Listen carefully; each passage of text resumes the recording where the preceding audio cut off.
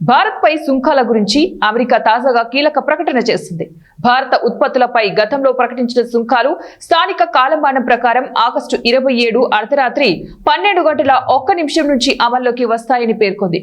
ఈ మేరకు US customs and border protection ద్వారా హోంల్యాండ్ సెక్యూరిటీ పబ్లిక్ నోటీస్ విడుదల చేసింది.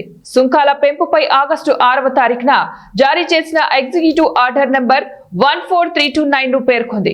నాటి ఆదేశాల్లో ట్రంప్ రష్యాతో అమెరికాకు ఉన్న ముప్పు గురించి పేర్కొన్నారు. ఈ ముప్పును తట్టుకునే విధానంలో భాగంగా భారత్ పై సుంకాల గురించి ప్రస్తావించారు. ఆ దేశాల్లో పేర్కొన్న పలు భారతీయ ఉత్పత్తులపై సుంకాలు విధిస్తారు.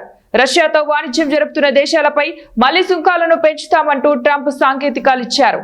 రష్యాతో డీల్ కుదరకపోతే సుంకాలు తప్పవని చెప్పారు.